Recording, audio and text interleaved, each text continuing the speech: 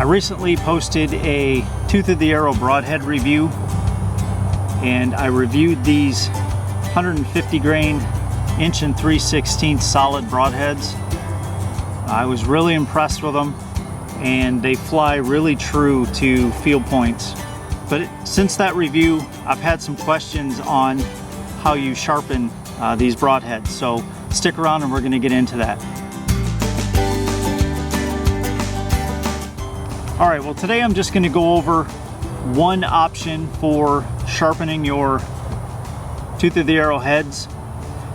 Now, if you haven't watched my review on the performance of the Tooth of the Arrow broadhead, click on the link in the description below, or click on the card right here above and check out that review. I was really impressed with these.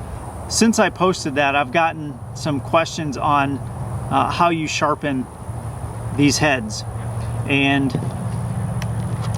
Tooth of the Arrow sent me their sharpener to review. It will work on the 1 inch as well as the 1 3/16 solid series or vented, it doesn't matter. It is a plastic injected base. It's 6 inch.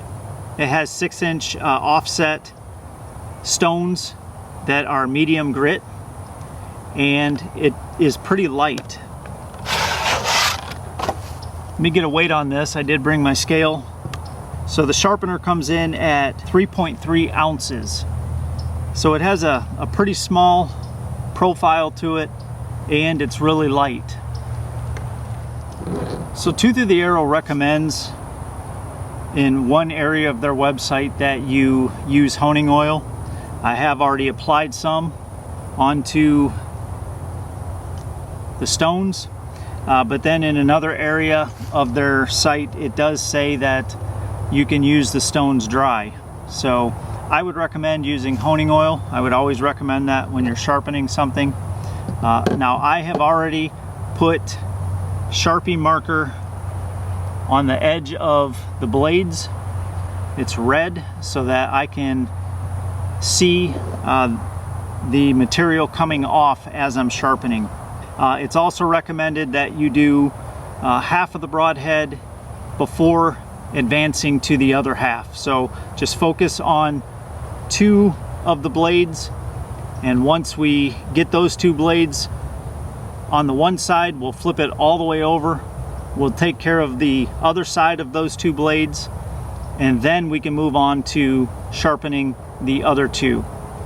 So you're just going to place the broadhead on the stone, and then nice easy pressure, begin pushing it through. Now you can go back and forth.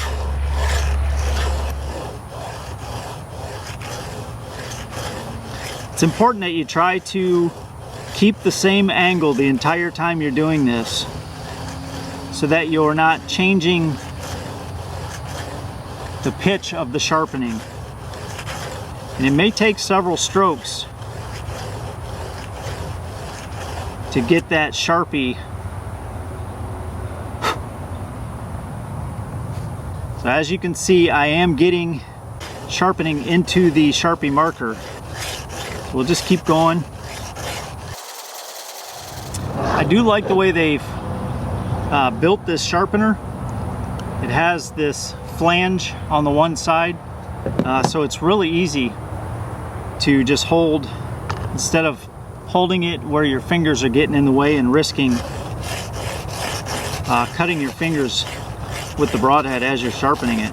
Now the goal here is to try to get a burr on the other side, which means that it is sharpening correctly.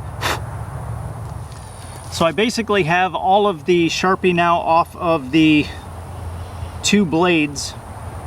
So at this point what I want to do is I only want to do 1 to 3 strokes and keep flipping the broadhead over, back and forth, and just fine tune it to eliminate any burrs on both sides. 1, 2, 3, then I'll flip it over. 1, 2, 3. I'll flip it over. 1, 2, 3. I'm going to flip it over. 1, 2, 3.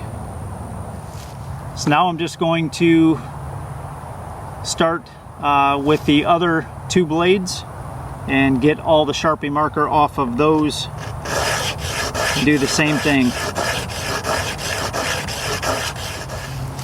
Alright, let me see if I can give you a close-up of the head. I don't know if you can see right here on the tip on all of the blades.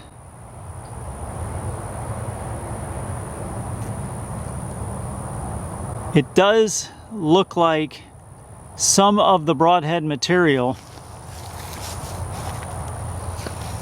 has started to be removed just a little bit. What I mean by that is it looks like there might be a slight dip just down here at the very ends, and I tried to hold it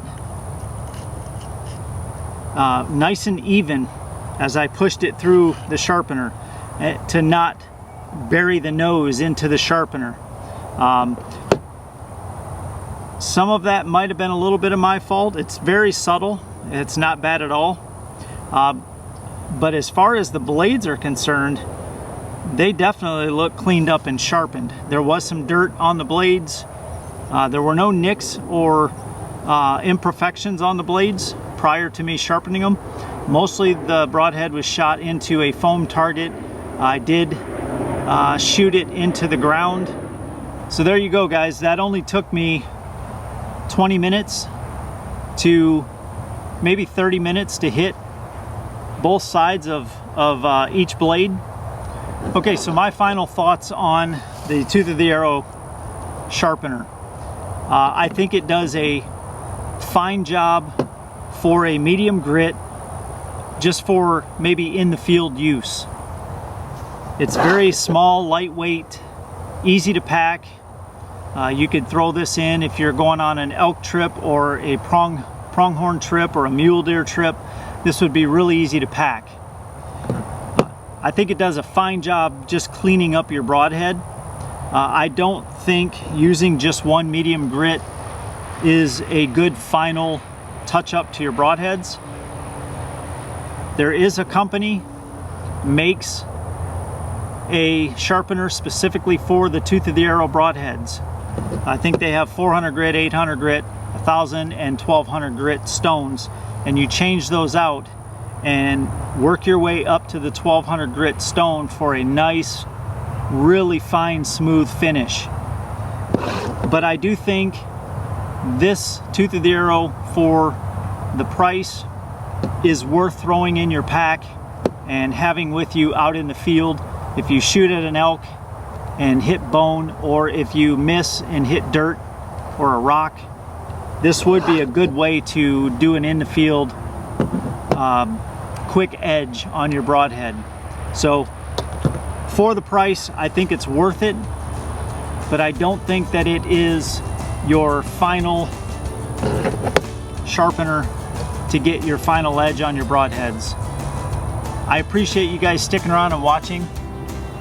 If reviews like this are helpful, I would really appreciate it if you could give me a thumbs up, maybe subscribe to the channel if you feel I've earned it, and hit that bell notification for more videos like this. But most importantly, I hope you get out and enjoy your own adventures. Take care.